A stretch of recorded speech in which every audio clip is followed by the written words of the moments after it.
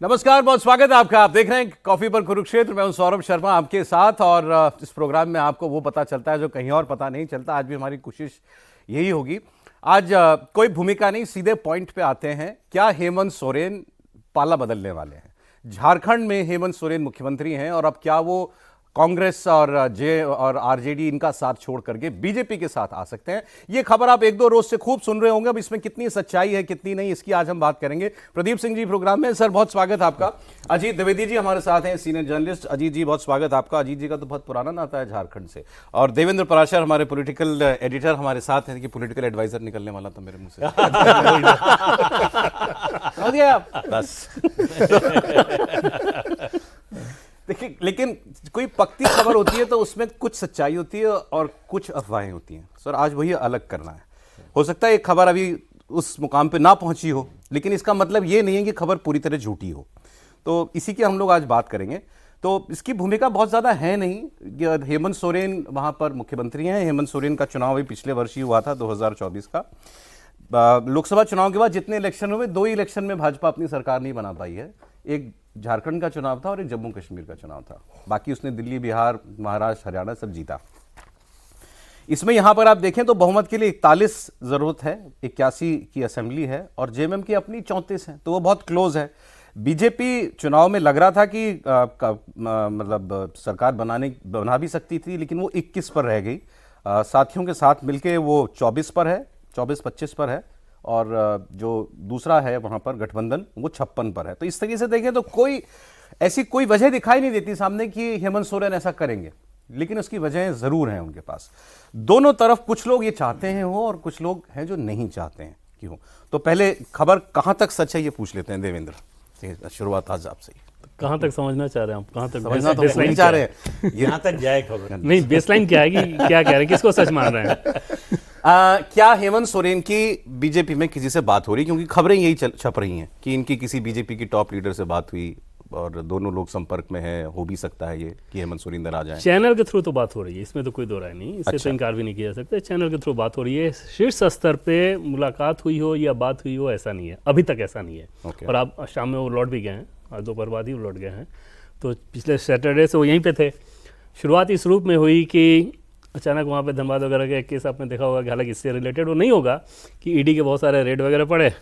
Saturday को अपनी पत्नी और 2 सहयोगियों के साथ एक चार्टर प्लेन से वो दिल्ली आए। अच्छा। और सैटरडे को आ गए और आज गए हैं। ठीक, इस बीच में इतनी सारी चीज़ें चल रही हैं, एक बार भी उन्होंने ये कोशिश नहीं की कि हाँ निकल के खारिज ही कर दें। जैसे झारखंड में भी ये बात खूब चर्चा पे है कि हाँ ये जा रहे हैं, बीजेपी के साथ बातचीत चल रही है। प्रवक्ता वहाँ पे ज़रूर कह रहे हैं, लेकिन यहाँ से उन्होंने कहने की कोई कोशिश नहीं की। दूसरी चीज़ कि उनके सामने अगर समस्या की बात करें तो समस्या सबसे पहली और बड़ी समस्या ये है कि राज्य सरकार के पास मैया सम्मान योजना के बाद फंड नहीं है। जैसे पिछले 4 महीनों में ग्रामीण सड़क में 1 किलोमीटर से भी सड़क नहीं बनी होगी। अच्छा, ठीक है, मंत्री उनके कह भी रहे हैं कि हमारे पास फंड नहीं है। मैया सम्मान योजना दे रहे हैं तो उसका दूसरा रिपरकशन ये हो रहा है कि आप पेंशन नहीं दे पा रहे हैं ठीक से। ठीक, उस धनराशि को आप कटौती कर रहे हैं। वर्ल्ड बैंक ऑलरेडी अपने हाथ खींच रहा है। तो एक तरह से फाइनेंस के लिए उनको केंद्र सरकार की सख्त ज़रूरत है। केंद्र सरकार के साथ ट्यूनिंग अच्छी हो, या तो मतलब किसी रूप में झारखंड को बेहतर तरीके से चलाने के लिए उनके पास फाइनेंशियल सपोर्ट चाहिए। बाकी जो दूसरी समस्या उनकी व्यक्तिगत समस्या है, प्राइमरी मोटिवेशन यही है। ये कह सकते हैं कि बड़ी मोटी उनको अगर ऐसा सोच रहे नीड, उनका सबसे बड़ा जो उनका नीड है वो ये है, फंड्स। ठीक है। और बाकी जो जिन समस्याओं से वो जूझ रहे हैं, रेड वेड को लेकर, उसमें क्या मदद मिलेगी नहीं मिलेगी वो तो बात की बात होगी। चुनाव में ही तो बाहर आए थे, उससे पहले तो 6 महीना जेल में थे वो। ईडी का केस उनके इर्द गिर्द सारे लोगों पे सिकंजा कसा भी जा रहा है। बीजेपी के लिहाज से अगर आप देखिए तो उसमें भी बहुत सारी चीजें हैं जो कि दोनों तरफ है, प्रोस भी कॉन्स भी। तो बीजेपी के लिए सबसे बड़ी बात तो यह है कि अपोजिशन से एक और राज्य छूटेगा। उसमें कई सारी चीजें, जैसे एक तो अपोजिशन से एक और राज्य छूटेगा, एक ट्राइबल लीडर ट्राइबल स्टेट में वो आ रहे हैं। दूसरा, अगर बंगाल के इर्द गिर्द देखें, 5 महीने बाद बंगाल का चुनाव है, इर्द गिर्द जितने राज्य हो सकते हैं उस पर सब बीजेपी रोल्ड स्टेट है। ठीक है, सिर्फ एक झारखंड बाकी है। झारखंड से किसी रूप में सपोर्ट मिले बंगाल को, कुछ नहीं तो मोरल सपोर्ट या बाकी जो दूसरे तरह के सपोर्ट होते हैं, वो भी संभावना खत्म हो जाएगी। तो और एक मनोबल बढ़ेगा ही कि हाँ राहुल गांधी को छोड़ के हेमंत सोरेन। और आपने देखा होगा कि बिहार चुनाव में कितनी तलखी रही जेएमएम सीट चाह रहा है और इन लोगों की तरफ से नहीं दिया गया। तो सारे बैकग्राउंड में वो चीजें हैं, लेकिन बीजेपी के लिए समस्याएं भी बहुत सारी है, जिस अभी उस पर हम लोग आते हैं। लेकिन आप इतना आप कंफर्म कर रहे हैं कि हाँ ये बातचीत हो रही है, लेवल ये नहीं कि भाई हेमंत सोरेन बैठ गए अमित शाह के सामने, मगर वाया वाया कहीं से भी ये चर्चाएं दोनों पार्टियां आपस में टच में हैं। तो चलिए इतनी बात तो कंफर्म हो गई।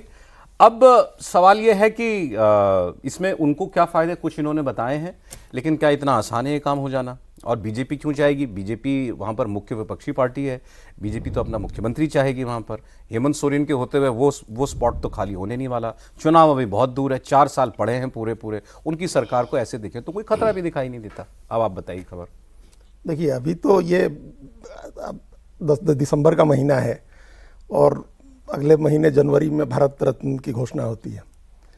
तो क्या पता दिशोम गुरु के लिए भारत रत्न की घोषणा हो जाए, और भारत रत्न की घोषणा के बाद कई चीज़ें बदल जाती हैं। कर्पूरी ठाकुर को भारत रत्न की घोषणा हुई तो नीतीश कुमार वापस आ गए कांग्रेस आरजेडी को छोड़ करके। भारत रत्न की घोषणा हो गई तो जयंत चौधरी भी आ गए साथ में, चौधरी चरण सिंह के लिए भारत रत्न की घोषणा हो गई। तो क्या पता दिशोम गुरु शिबू सोरेन के लिए भारत रत्न की घोषणा हो क्या जाए। पता नहीं, सब पता है आपको। नहीं, मतलब क्या पता हो जाए भाई। इतने बड़े जनजातीय नेता हैं और प्रधानमंत्री गए थे उनको अंतिम श्रद्धांजलि देने हॉस्पिटल में, बिल्कुल सिक्योरिटी सैनिटाइजेशन नहीं था। और हम आपको इन्फॉर्मेशन एक खबर बता दें कि उस समय ये कोशिश की गई थी होम की तरफ से कि उनको उनका पार्थिव शरीर ले आया जाए, उनके नॉर्थ एवेन्यू वाले घर में ले आइए या झारखंड भवन में ले आइए, कहीं ले आइए ताकि प्राइम मिनिस्टर जा सकें। लेकिन उधर से मना किया गया तो प्राइम मिनिस्टर हॉस्पिटल गए, गंगाराम हॉस्पिटल में।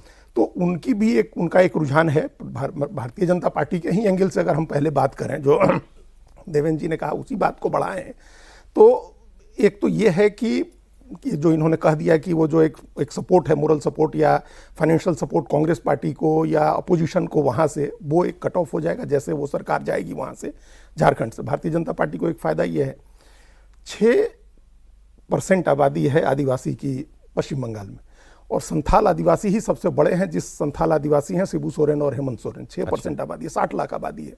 और ये जो लगता हुआ बंगाल का इलाका है, पुरुलिया और बांकुड़ा का ये इलाका जो झारखंड से लगता हुआ इलाका है, इस इलाके में कंसंट्रेशन है उन आदिवासियों का। कुर्मी भी आबादी है अच्छी खासी, जो अपने ट्राइबल्स में जाने के लिए एक आंदोलन करते हैं। तो एक वो, और हेमंत सोरेन इन दिनों काफ़ी एक्टिव हुए वहाँ संथाल आदिवासियों के बीच जाकर के, उन्होंने बंगाल में काम किया है। तो एक तो वो एक बीजेपी को एक स्ट्रेंथन करने के लिए कि 18-19% दलित के साथ 6% आदिवासी का वोट आपको वो आ जाए आपके साथ, तो एक बड़ा फायदा है। फिर बैठे बिठाए 3 MP का फायदा है। लोकसभा के 3 MP अगर यहाँ केंद्र में भाजपा भारतीय जनता पार्टी के साथ आते हैं तो ये ठीक है। आपकी डिपेंडेंस तो है ही ना अभी भारत से, यहाँ जो केंद्र में डिपेंडेंस है बीजेपी की चंद्रबाबू नायडू, और उस पर अभी हम लोग बार बार चर्चा सुन रहे हैं शरद पवार के साथ भी, तो उनके भी 8 MP है। एक बड़ा स्ट्रेंथ हो जाता है। एक और बात यह है, शरद जी को भी भारत रत्न मिलेगा? नहीं उनको नहीं मिलेगा, वो नहीं होने वाला। लेकिन जैसे बीजेपी के फायदे की बात सुनिए, तो बीजेपी के बड़े नेता, आप संयोग ही है कि ये शनिवार से ये कांड शुरू हुआ। जब शनिवार को इन्होंने कहा कि वो शनिवार को ही आए यहाँ, कोई ऑफिशियल प्रोग्राम अभी तक घोषित नहीं हुआ कि किस लिए आए हैं वो। झारखंड हम थे 2 दिन, शनिवार कोई वो यहाँ आए और रविवार सोमवार मंगलवार हम झारखंड में थे, रांची थे। वो किस लिए आए ऑफिशियल कोई प्रोग्राम नहीं है। शनिवार की रात को 10 बजे वो किससे मिलने गए हैं अपनी पत्नी के साथ, ये कोई बता नहीं रहा है, न कोई कंफर्म करेगा। शनिवार की रात को 10 बजे उनकी मुलाकात हुई है, ठीक है। आगे भी और मुलाकातें हुई हैं। पारिवारिक कारण है, उनके ससुर जो हैं father in law Medanta hospital में भर्ती हैं।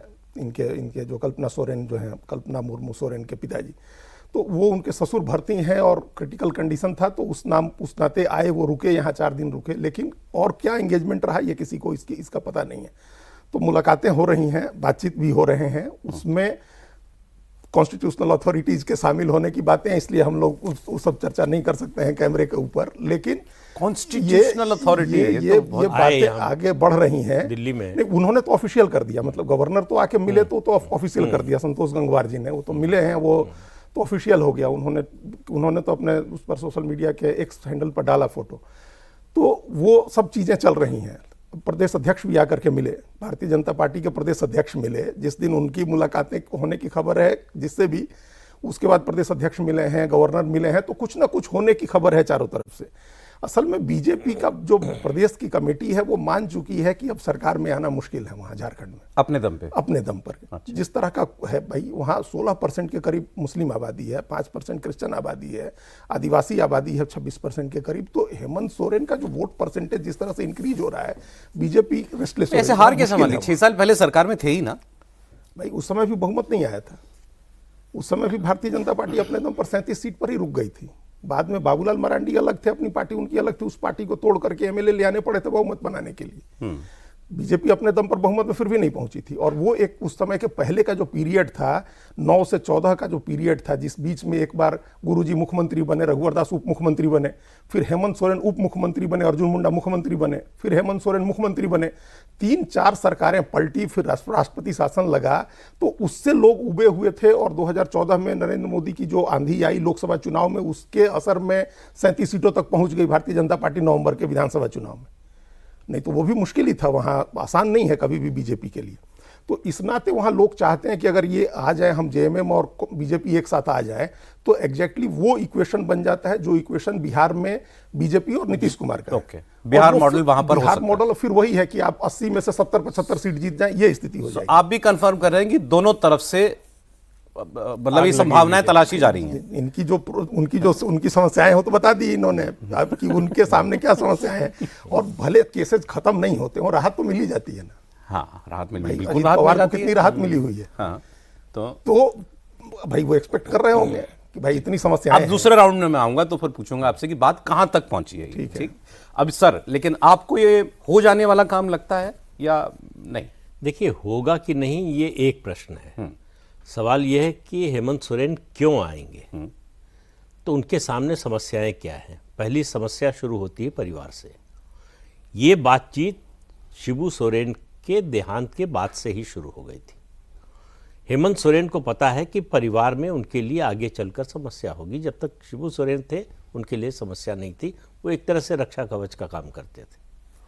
दूसरी बात है जो देवेंद्र ने कही, फाइनेंशियल जो स्थिति है राज्य की, आप अगली बार तब चुनकर आएंगे जब आपने जो वादे किए हैं वो पूरे करेंगे, या कम से कम करते हुए दिखेंगे। उसके लिए पैसा चाहिए, पैसे के लिए केंद्र से अच्छे संबंध चाहिए। तो उसके लिए ज़रूरी नहीं कि आप उनके साथ गठबंधन की सरकार बना लें या उनकी पार्टी में शामिल हो जाएं। जगन मोहन रेड्डी का उदाहरण है कि आप समय समय पर मदद करते रहें संसद में, जो भी आपकी ताकत है, और अच्छे संबंध बनाकर रखें। और जो विरोधी हैं बीजेपी के, उनके साथ अच्छे संबंध ना रखें, या मतलब कम से कम रखें। लेकिन हेमंत सोरेन को पता है कि इन्हीं लोगों ने जेल भिजवाया। सही बात। और यह भी पता है कि फिर भिजवा सकते हैं, और यह भी पता है कि बचाया भी था। अजीत जी को अच्छी तरह से याद होगा, जब उनकी सदस्यता का मामला आया था, इलेक्शन कमीशन ने अपनी रिपोर्ट दी, अपना फैसला सुनाया, गवर्नर को सील बंद कवर में भेजा। वो आज तक बाहर नहीं आया। जबकि वो गवर्नर जो है ट्रांसफर होकर छत्तीसगढ़ गए, तो प्रेस कॉन्फ्रेंस में कहा खुल जाएगा तो धमाका होगा, तो वो धमाका नहीं होने दिया। हेमंत सोरेन की खुद की सदस्यता, खुद की सदस्यता का था। तो सदस्यता जाती, मुख्यमंत्री का पद जाता, तो बीजेपी ने उस समय बचाया उनको। लेकिन बीजेपी ने फंसाया भी, ये भी सही बात है। तो राजनीति में याददाश्त थोड़ी कमजोर रखनी पड़ती है अगर आपको दूर तक राजनीति पार्टी करनी। तोड़ने की कोशिश नहीं की थी क्या? उस समय की थी, लेकिन बहुत सीरियस नहीं की थी। की होती तो शायद, मतलब जरूरी नहीं कि सफलता मिलती, लेकिन उस तरह से बीजेपी में भी हेमंत सोरेन अपने विधायकों को होटल में रखने को मजबूर हो गए थे। उनको डर था। हाँ। हर छोटी पार्टी को, केंद्र में जो पार्टी है उसके पास ताकत बहुत होती है, हर तरह की ताकत होती है, तो इसलिए छोटी पार्टी जो है वो डरती है। तो हेमंत सोरेन ये सब भूल सकते हैं? ये बहुत आसानी से भूल सकते हैं। सवाल ये है कि उसके बदले में क्या मिलेगा। अगर 5 साल तक निष्कंटक राज करने को मिलेगा तो ये कोई बड़ी कीमत नहीं है। उनको राहुल गांधी या लालू प्रसाद यादव के साथ क्या मिल रहा है? वो केंद्र में आने वाले हैं सत्ता में, इसकी उम्मीद भी उनकी खत्म हो चुकी होगी। मुझे नहीं लगता कि कांग्रेस के अलावा, राहुल गांधी के समर्थकों के अलावा किसी को लगता होगा। तो उनको मालूम है कि जो है यही है, यही मार भी सकते हैं, यही बचा भी सकते हैं। तो इसलिए उनको अपना जो ये राज मिला। आप ये देखिए कि 3 राज्य बनवाए थे बीजेपी ने, झारखंड, छत्तीसगढ़ और उत्तराखंड। झारखंड में कभी बीजेपी को पूर्ण बहुमत नहीं मिला। पॉलिटिकली सबसे अनस्टेबल स्टेट जो है इन तीनों में झारखंड ही रहा। और जो बात अभी अजीत जी ने कही कि नहीं, देवेंद्र जी ने कही कि भाई बीजेपी को ये लग गया है कि अब अकेले दम पर नहीं जीत सकते, जिस तरह से डेमोग्राफी बदल रही है झारखंड की। और दूसरी बात है कि बीजेपी के पास स्टेट लीडरशिप नहीं है। मरांडी जी, मुंडा जी, मरांडी जी को आप समझिए कि एक तरह से रिटायर ही हो गए हैं। अब उनके लिए उनका राजनीतिक भविष्य बहुत आगे सक्रिय राजनीति में है ऐसा लगता नहीं है। रघुबर दास को लेकर पार्टी के अंदर ही इतने ज़्यादा मतभेद हैं, पार्टी को उनको हटाकर उनको राज्यपाल बनाना पड़ा, सक्रिय राजनीति से हटाना पड़ा, हालांकि वो माने नहीं, फिर लौट कर आए, वो सब अलग बातें। लेकिन कुल मिलाकर स्थिति ये है कि वो अंग्रेजी की कहावत है, if you can't win them join them. तो बीजेपी को लग रहा है कि हाथ मिला लेने में हेमंत सोरेन से फायदा है। हेमंत सोरेन शिबू सोरेन नहीं है, उतनी बड़ी ताकत नहीं है, लेकिन इस समय झारखंड में आदिवासियों के सबसे बड़े नेता। इसके लिए कुछ सालों तक बीजेपी अपना मुख्यमंत्री बनाने का ख्वाब छोड़ने के लिए तैयार है। कुछ बिल्कुल छोड़ने को, कम से कम अगले चुनाव तक तो किसी भी हालत में मुझे नहीं लगता कि सोचेगी भी ऐसा। ठीक है, उसको फायदा इस बात में है कि हेमंत सोरेन साथ में आ जाएं। जो अभी बात हुई पश्चिम बंगाल की, चुनाव होने जा रहा है, पश्चिम बंगाल के चुनाव में झारखंड की जो भी पार्टी है, जेएमएम सबसे बड़ी पार्टी है, वो बीजेपी के साथ हो तो बीजेपी के लिए मददगार साबित होगी। ठीक है सर, बंगाल पे अभी आते हैं। अब आपने तीनों ने जो है लगभग ये तो कंफर्म कर ही दिया कि दोनों के पास मोटिवेशन है ये काम करने की।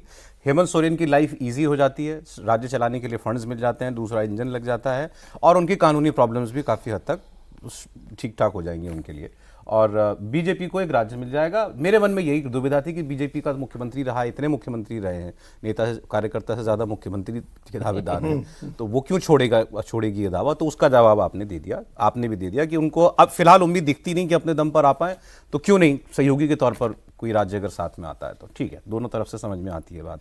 अब की ये बात कहाँ तक पहुंची? कहने वालों ने तो यहाँ तक दावे कर दिए कि हेमंत सोरेन दिल्ली आ जाएंगे, कल्पना सोरेन मुख्यमंत्री बन जाएंगी, या कल्पना सोरेन दिल्ली में मुख्यमंत्री बन जाएंगी, तय है, अब तो ये होने ही वाला है, इस टाइप की बातें। इसके पीछे बैकग्राउंड में अगर समझे तो स्टेट बीजेपी के जो नेता हैं, अर्जुन मुंडा, बाबूलाल मरांडी, अभी जेएमएम से आए हुए चंपई सोरेन, रघुवर दास, ये सब इसकी मुखालफत कर रहे हैं। उनका मानना है कि जेएमएम के साथ हमें नहीं जाना चाहिए, बीजेपी की स्टेट लीडरशिप नहीं चाहती। हाँ, ओके। दूसरी तरफ लेकिन जो सांसद हैं यहाँ पे बीजेपी के ही, और टॉप लेवल पे जो सोर्सेज से हमें जानकारी मिली, उन्होंने एकदम से कहा कि हमें जेएमएम के साथ जाना चाहिए। और ये बात उन्होंने कही है लगभग 2 महीने पहले, जब अलग अलग स्टेट के लीडर से, टॉप लीडरशिप की जब मुलाकात होती है तो उसमें पूछा जाता है कि भाई क्या है, तो उसमें उन लोगों की राय थी कि जेएमएम की तरफ से फिलर है, हमें उनके साथ जाना चाहिए। ये कहानी पहले से चल रही है? हाँ, अच्छा, पहले से, अचानक का डेवलपमेंट नहीं है, बहुत पहले से।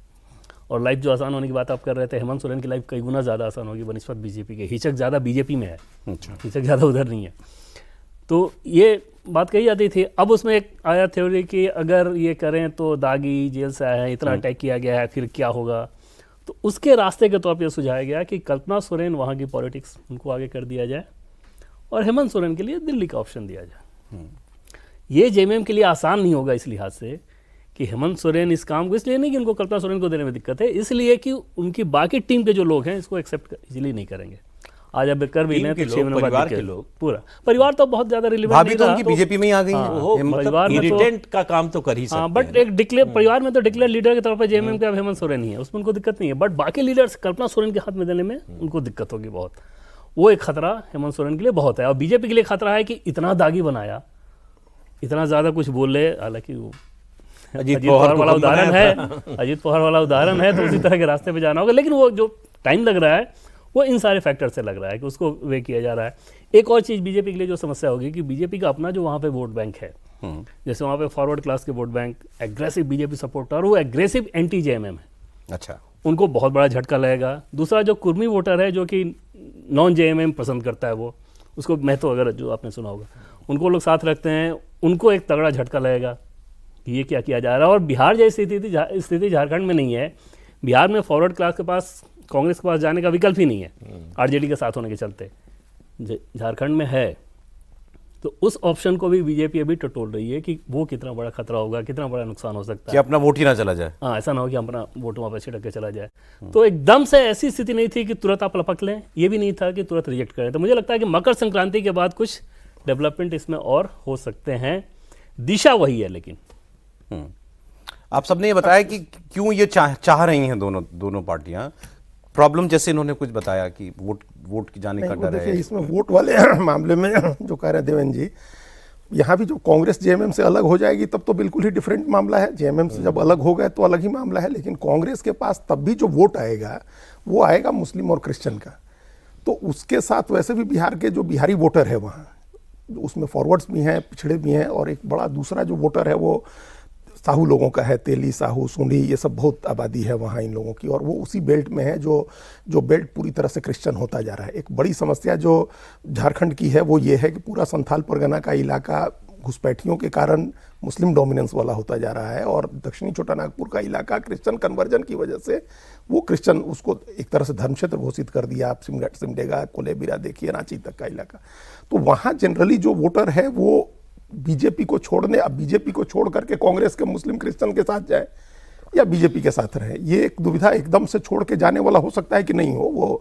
वो हो सकता है कि रहे बीजेपी के साथ। वो बीजेपी को वहाँ समस्या नहीं आनी है उस बात को लेकर के। समस्या असली ये है कि हेमंत सोरेन पर कितना रिलाई करे भारतीय जनता पार्टी। हेमंत सोरेन आगे बढ़ के अगर वापस लौट गए, फिर नहीं उन्होंने किया, टाइम बाई कर रहे हों हेमंत सोरेन, अपने लिए कोई राहत हासिल करना चाहते हों और नहीं स्पेस देना चाहते हों भारतीय जनता पार्टी को, क्योंकि ये समस्या एक बात, और ये वहाँ बड़ी तेजी से चल रही है। जो पार्टी तोड़ने की बात आपने कही, वो पार्टी हेमंत सोरेन की पार्टी नहीं टूट रही थी, पार्टी कांग्रेस टूट रही थी। हेमंत सोरेन कांग्रेस को बचा रहे थे। अच्छा। और कांग्रेस के जो तमाम एमएलए हैं वो ज़्यादा रिलाई करते हैं, कांग्रेस के लीडरशिप से ज़्यादा रिलाई करते हैं हेमंत की लीडरशिप पर। वो उनके प्रति ज़्यादा लॉयल हैं। और ये शुरू हुआ, दोनों की स्थिति यही है वहाँ। हाँ, ये स्थिति क्या है कि हाँ, आरजेडी की भी स्थिति यही है। और ये जब द्रौपदी मुर्मू का राष्ट्रपति का चुनाव हुआ, उस समय से ये शुरू हुआ था। उस समय, ये पिछली विधानसभा की बात हम कर रहे हैं, बीजेपी के, कांग्रेस के 16 में से 11 एमएलएज ने वोट किया, उसका उल्लंघन करके, आदेश का उल्लंघन करके द्रौपदी मुर्मू को वोट किया। हेमंत सोरेन ने तो अनाउंस ही किया कि आदिवासी हैं, हम वोट करेंगे, लेकिन कांग्रेस के कैंडिडेट होने के बावजूद कांग्रेस के 11 एमएलए ने वोट किया द्रौपदी मुर्मू को। और ये हुआ कि अब 12वां एमएलए जैसे आ जाएगा वैसी पार्टी टूट जाएगी। वो सब ऑपरेशन चल रहा था यहाँ दिल्ली में और गुड़गांव में, वो सफल नहीं हुआ, चूंकि एक मुस्लिम एमएलए जो था वो निकल के चला गया, वो नहीं हो सका था उस समय, जो बाद में 3 एमएलए पकड़े गए पैसे के साथ। तो कांग्रेस टूट रही थी पश्चिम बंगाल में। हाँ, तो कांग्रेस टूट रही थी, कांग्रेस को बचाना था। तो अभी एक खबर ये भी है कि हेमंत सोरेन बीजेपी से इधर बात करके कांग्रेस पार्टी को तोड़ने की कोशिश भी कर रहे हैं कि कांग्रेस के ही 12-14 जेएमएम में मिल जाए, जेएमएम अपने आप किसी की जरूरत ना पड़े, बहुमत कर ले, किसी की जरूरत नहीं रहे वहां। तो अगर ये खेल कर देते हैं हेमंत सोरेन, फिर थोड़े दिन के बाद साथ रह के, हेमंत सोरेन डिप्टी सीएम थे अर्जुन मुंडा के, लगभग 3 साल डिप्टी सीएम रहे, और एक टाइम आया सपोर्ट विड्रॉ करके उन्होंने अर्जुन मुंडा की सरकार गिरा दी, और फिर मुख्यमंत्री बन गए कांग्रेस और दूसरे लोगों के समर्थन से। तो ये ऐसा भी कर सकते हैं वो कि हम अगर उनको इस तरह से ले आए, आगे बढ़ाए, बीजेपी मुख्यमंत्री बना दे और कल छोड़ दें और फिर अपना वोट बैंक वापस ले लें, तो बीजेपी का तो क्या फेस रहेगा उसके बाद, आपने अगर सीएम बना दिया एक बार तो बीजेपी भी रिलक्टेंट है, ऐसा नहीं है, उनका अपना रिलक्टेंस है। दोनों की समस्याएं चल रही हैं, उसको आयरन आउट करने की कोशिश हो रही है, उसी को लेकर के बात हो रही है। नहीं, लेकिन भाई ये काम कर, जो आपने बात कही कि अनरिलायबल हैं अगर हेमंत सोरेन, तो क्या भरोसा उनका, बट उनकी लाइफ में और तो मतलब अभी बीजेपी के साथ नहीं जाना तो लाइफ में और कोई प्रॉब्लम तो है नहीं। उनको कांग्रेस थोड़ी कुछ कह रही है। हम आपको एक बात बता दें, बता दें हमको, जो बड़ा रील वायरल होता है अनंत सिंह का, तो अनंत सिंह का रील देखा होगा ना, उनको कहा कि आप पर एफआईआर हो गई, तो उन्होंने कहा तो हो गई, तो क्या जेल हमको देखा ले, मतलब जेल हम देखे हुए हैं। तो भाई हेमंत सोरेन तो जेल देख लिए हैं, जेल तो देख लिए हैं ना। अभी किसी जेल बर्ड को तो बीजेपी ने अपने साथ नहीं जोड़ा है, किसी बड़े नेता को। दूसरी चीज तो जेल देखा हुआ है, जेल जाएंगे तो वही होटवार जेल ही जाएंगे रांची में, जहां अपनी सरकार है उनकी। टाइम बाय करना, किसी बहाने से ये बातें छेड़ना, ये तब हो जब उनकी लाइफ में कांग्रेस या आरजेडी के साथ कोई दिक्कत हो। कोई दिक्कत तो है नहीं, चल रही है बढ़िया सरकार। दूसरी दिक्कतें हैं, ये दिक्कत जो है यही जेल वाली दिक्कत है। इतने छापे पड़े हैं, अभी सब शांत हो गया, इतने छापे पड़े, कल भी छापा पड़ा है, आज भी पड़ा है। 2 लोगों, एक चार्टर्ड अकाउंटेंट, कल ही पड़ा था, नरेश केजरीवाल जो था, कल उसको रेड किया है, नरेश केजरीवाल चार्टर्ड अकाउंटेंट। एक और समस्या आ रही है, छत्तीसगढ़ का जो शराब घोटाला है उसकी आंच ईडी ने टेक ओवर कर लिया, उसको भी ईडी ने टेक ओवर कर लिया। झारखंड के वो उसका डर हेमंत सोरेन को ज्यादा है। दूसरा, ये केवल ऐसा नहीं है कि बीजेपी को शक है कि हेमंत सोरेन छोड़ तो नहीं देंगे, भाग तो नहीं जाएंगे। हेमंत सोरेन को भी डर है कि बीजेपी खा तो नहीं जाएगी।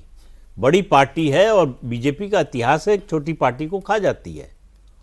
तो बीजेपी के लिए झारखंड में अगर फिर से खड़े होना है तो झारखंड को, तो जेएमएम को जाना होगा। ये कोई आसान काम नहीं है, जल्दी होने वाला भी नहीं है, होगा भी कि नहीं ये भी पता नहीं है। लेकिन बीजेपी इसकी कोशिश नहीं करेगी ऐसा नहीं कह सकते। तो ये भी डर है। लेकिन सवाल ये है कि विकल्प क्या है उनके पास। कांग्रेस केंद्र में सत्ता में होती, कांग्रेस बड़ी पार्टी होती तो एक बात, स्थिति अलग होती, उनके पास एक विकल्प होता। इस समय एकदम से विकल्पहीनता की स्थिति में है हेमंत सोरेन। उनको लगता है कि उनको रक्षा कवच कोई पहना सकता है तो बीजेपी पहना सकती है, तो चाहे तात्कालिक रूप से ही, लेकिन उनके लिए बीजेपी के साथ आने के अलावा कोई ज्यादा विकल्प है नहीं। या तो फिर भाग्य के सहारे चलें कि देखते हैं कब तक चलता है, चलाते हैं, इतनी आसानी से हार नहीं मानेंगे, नहीं करेंगे सरेंडर, ये भी स्टैंड ले सकते हैं। लेकिन वो उसके वजह से दिन पर दिन उनके लिए मुश्किल बढ़ती जाएगी, क्योंकि अब तत्काल चुनाव नहीं है कि बीजेपी को डर होगा कि सिंपैथी मिल जाएगी। जो डर पिछले चुनाव में था उसके बाद भी किया बीजेपी ने, तो अब तो चुनाव भी नहीं है। तो इसलिए बीजेपी जो है वो बीजेपी चाहती है और हेमंत सोरेन के पास विकल्प नहीं है। ये स्थिति है दोनों पार्टियों। अभी ये जो अब बता रहे थे कि वो ज्यादा इच्छुक हैं। बिल्कुल, दोस्ती के पिंगे बढ़ाने के, वो स्वाभाविक प्यार नहीं है, बेचैनी और मजबूरी वाला ही प्यार है, लेकिन ज्यादा आग उधर लगी हुई है जेएमएम की तरफ, क्योंकि उनकी परेशानियां बहुत बड़ी हैं। इन लोगों को, जैसे मैंने बताया ना, कि जैसे आज मैंने जो भी बता रहा हूँ कि इनको क्या क्या परेशानी है, वो बीजेपी लीडर से बातचीत करके वो यही सारी परेशानियां वो बता रहे हैं। तो इधर तो ज़्यादा चीज़ें समस्या के तौर पे दिख रही हैं कि हमें ये समस्या आएगी, हमें ये आएगी, हमें ये आएगी, उसका विचार विमर्श चल रहा है, उसका सारा मशवरा चल रहा है। उधर उतना नहीं है। और उधर कहा यह भी जाता है, हकीकत पता नहीं, लेकिन कहा यह जाता है जेएमएम के भीतर की कल्पना सोरेन की तो ज़्यादा इच्छा है कि इधर अगर साथ रहें केंद्र सरकार के साथ, डबल इंजन की सरकार, वाइफ चाह रही हैं कि चले जाओ। हाँ, इस तरह के थ्योरी में वो ज़्यादा विश्वास करते हैं। एज अ जेएमएम लीडर और एज अ वाइफ, दोनों तरह से कहा जा रहा है कि वो इच्छुक हैं कि हस्बैंड को फिर जेल नहीं जाना पड़े, कोई नया मुकदमा नहीं आ जाए। कोई अभी तो एक जमीन का मुकदमा था कि लीज कर ली थी एक माइंस की, अभी कोयले का मामला है, पत्थर का मामला है जिसमें पंकज मिश्रा अरेस्ट हुए, उनके और प्रेम प्रकाश श्रीवास्तव अरेस्ट हुए। कोयले के मामले में अभी छापे पड़े हैं, ये जो अभी सीए चार्टर्ड अकाउंटेंट के यहाँ छापे पड़े। तो कई ऐसे मामले, शराब घोटाला अभी टेक ओवर किया है ईडी ने। दो बड़ी होशियारी की थी हेमंत सोरेन ने कि अपनी तरफ से आगे बढ़ के मनरेगा वाले घोटाले में भी और ये जो इसमें शराब वाले में भी विजिलेंस की जांच शुरू करा दी थी। अपने ही आईएएस को अरेस्ट करा दिया था, विनय चौबे उनके प्रिंसिपल सेक्रेटरी रहे थे, उनको अरेस्ट करा दिया था।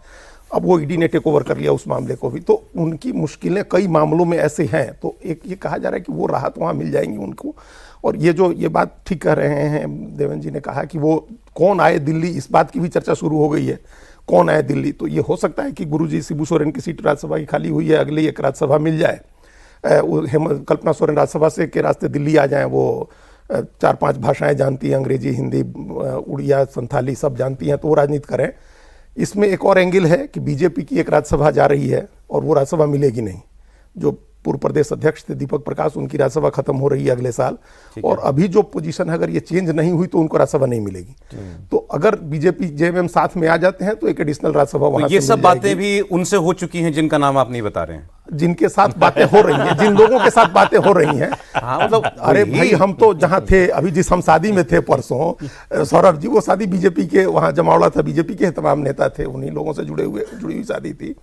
तो वहां तो पोर्टफोलियो बट रहे थे कि बीजेपी के कौन 4 लोग शपथ लेंगे और उनको कौन कौन सा पोर्टफोलियो मिलेगा। हमने कहा कि अच्छी बात है ये तो आप, और कल्पना सोरेन दिल्ली जाएंगी तो उनको कौन सा पोर्टफोलियो मिलेगा, ये सब चीजें वहां चर्चा में थी। देखिए मैं वोट लेने वाला हूँ, ये काम होगा कि नहीं इसमें होगा? एक अदृश्य ताकत भी इन्वॉल्व है। अदृश्य ताकत तो है ही, ताकत है जो कि बहुत ज्यादा इन्वॉल्व है, वो भी नेगोशिएशन कराने में, बातचीत कराने में, वो सब उनको भी सूट करता है अगर ऐसा हो नहीं। जाए अदृश्य ताकतें होती हैं। 2010 का जैसे 9 का चुनाव खत्म हुआ दिसंबर में, अदृश्य ताकतें ऐसी सक्रिय हुई कि गुरुजी को ले आकर के मुख्यमंत्री बना दिया गया और रघुवर दास उप मुख्यमंत्री हो गए। ऐसी अदृश्य ताकतें उस समय सक्रिय, 6 ही महीने वो सरकार चली, फिर उसके बाद राष्ट्रपति शासन, फिर नई सरकार अर्जुन मुंडा की, लेकिन उस समय तो अदृश्य ताकतें सक्रिय होकर के सरकार बनवा जिनके हर पार्टी में दोस्त हैं, अगर ऐसा हो गया, जिनके हर पार्टी में दोस्त हैं। नहीं, वो दूसरे लोग। अगर ऐसा हो गया सौरभ, लेकिन अर्जुन मुंडा, बाबूलाल मरांडी, रघुवर दास, चंपाई सोरेन, इस तरह के जितने नेता हैं स्टेट वाले, उन सब के लिए बहुत बड़ा झटका है और उनके लिए वो एक्सेप्ट कर पाना, उसको डाइजेस्ट कर पाना आसान नहीं होगा। अभी जो चंपाई सोरेन सबसे ज्यादा इस बात को दुखी, चर्चा शुरू होने से सबसे ज्यादा दुखी वही हुए,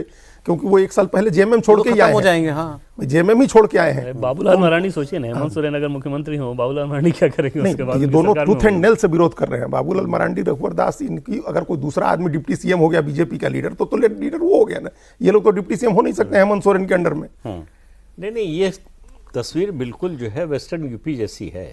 वहाँ सरकार नहीं है जयंत चौधरी की, लेकिन बीजेपी के जाट नेता बिल्कुल नहीं चाहते कि जयंत चौधरी साथ में रहें। सब विरोध कर रहे हैं कि जयंत चौधरी से नाता तोड़ लेना चाहिए, लेकिन टॉप लीडरशिप का मानना है कि जयंत चौधरी को साथ रखने से फायदा है। तो उसी तरह की स्थिति जो है झारखंड में बनी हुई है। बंगाल में स्टेट लीडरशिप, उनको लग रहा है ना कि वो सपना देख रहे हैं पूरी सत्ता का, यहां सत्ता में छोटा सा हिस्सा मिलने की बात है। तो इसलिए जो है स्टेट लीडरशिप तो कभी ऐसा नहीं चाहिए। ये फेस सेविंग भी बड़ा मुश्किल हो जाएगा बहुत मुश्किल स्टेट हो यूनिट के लिए। तो बहुत बीजेपी में मुश्किल फेस हो सेविंग इतना मुश्किल होगा।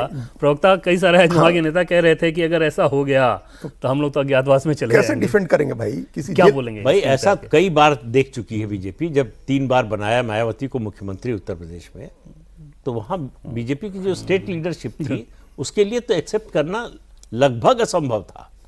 अगर कैडर बेस्ड पार्टी ना होती तो विद्रोह हो गया होता। तो इसलिए ऐसा नहीं कि पहली बार इस सिचुएशन का जो है सामना करेंगे। अब सर ये बताइए, मैं ये नहीं पूछूंगा ये काम ये होगा या नहीं होगा, संभावना, ज्यादा संभावना होने की या ना होने की आपको लगता क्या है? मुझे बहुत ज्यादा संभावना लगती है होने की कि हेमंत सोरेन बीजेपी के साथ आ जाएंगे। आप? हाँ, मतलब उसी दिशा में जाता हुआ नजर आ रहा है मुझे। कितना मेटेरियलाइज हो पाएगा वो तो देखने वाली बात होगी, लेकिन दिशा बिल्कुल उसी दिशा में जाता हुआ है। मकर संक्रांति के बाद मुझे लगता है कि कुछ भी हो सकता है। तो अब तो बात डेट मतलब मुझे हैरानी नहीं कब है होगी। जी? नहीं, हमको अभी उसकी संभावना नहीं दिख रही। मतलब हम थोड़ा डिफर कर रहे हैं प्रदीप जी से भी और देवेंद्र जी से भी। इसकी संभावना, हो जाने की संभावना हमको कम दिख रही है। बहुत सारी बातें सही है जो हम लोगों ने चर्चा की, मुलाकात हुई, बात हुई, प्रोपोजिशंस तमाम डिस्कस हुए, बीजेपी की क्या समस्या है, उनकी क्या समस्या है, बीजेपी को क्या फायदा होगा, उनको क्या फायदा होगा, ये सारी चीजें हुई हैं, सारी बातें हुई हैं। लेकिन ये मेटरलाइज हो जाएगा, हेमंत सोरेन आकर के मुख्यमंत्री हो जाएंगे, बीजेपी का डिप्टी सीएम हो जाएगा, ये बहुत फार फेस्ड है। मतलब उसको लेकर के वहां ये हो ही जाएगा, इसकी संभावना हमको अभी कम दिख रही है। कि आपको क्या लगती है सबसे बड़ी अड़चन क्या लग रही है? सबसे बड़ी अड़चन वोट बैंक की है। अच्छा, अब हेमंत सोरेन भी अपना वोट नहीं गंवाना चाहेंगे। जो जैसे ही वो आएंगे बीजेपी की तरफ, 15% मुस्लिम और लगभग 5% आदिवासी, ये 20% वोट वो गंवा देंगे। तो वो गंवाना नहीं चाहेंगे। हालांकि उसके बाद की स्थिति, वोट तो तब रहेगा जब सत्ता में रहेंगे। नहीं, वो वोट सत्ता में अगर नहीं रहेगा, जेल चले गए तब भी रहेगा। वो जेल चले गए, बरसों के लिए जेल चले गए, तब भी वो वोट रहेगा उनके साथ, और उसके साथ आदिवासी मिलकर के उनकी सरकार बनाता रहेगा। हेमंत सोरेन अब पिछली बार 30 सीट जीते थे, इस बार 34 जीते हैं। अगर ये प्रोपोजिशन रहा तो अगली बार वो पूर्ण बहुमत अपने दम पर ले आ सकते हैं। तो ये स्थिति वो गंवाना चाहेंगे। जो हमने कहा ना कि जेल उनका देखा हुआ है, और उनके पास अब पत्नी एक के रूप में एक ऑप्शन है जिनको सीएम बना सकते हैं जेल जाने। लेकिन शॉर्ट टर्म जेल देखना, लॉन्ग टर्म जेल देखना, उसमें दोनों में फर्क होगा। हाँ है, ये long हमारे term कॉफी होगा। के प्रोग्राम के उन बहुत माइनॉरिटी चुनिंदा प्रोग्रामों में से है जिसमें मेहमानों ने अफवाहें कंफर्म की हैं कि ये अफवाहें सही हैं और सही दिशा में, इसी दिशा में सारी बातचीत हो रही है। ये मुलाकातें, बातें हुई हैं और तेजी से आगे बढ़ रही हैं। अब देवेंद्र कह रहे हैं इसमें महीना 1.5 महीना भी और इंतजार कीजिए, ये कहानी पकने में अभी मकर संक्रांति तक तो मतलब कुछ नहीं। उसके बाद एक बार फिर से, मतलब बंगाल चुनाव से पहले जो 15 भी दिसंबर के घटनाक्रम बाद होना तो होगा, बातचीत बंद हो जाएगी, बंगाल मतलब चुनाव, फॉर्मली। बंगाल चुनाव से पहले कुछ होने को तो लोगों ने कहा दिया कि 15 दिसंबर तक हो जाएगा, आप इंतजार करिए। हमको अभी भी मैसेज आएगा, हो रहा होगा तो वो भी आपको बता देंगे। बहुत शुक्रिया वो भी बता प्रदीप जी, देंगे, बिल्कुल। अजीत जी, देवेंद्र, बहुत धन्यवाद आपका। कॉफी पर कुरुक्षेत्र देख रहे थे आप, आज इतना ही।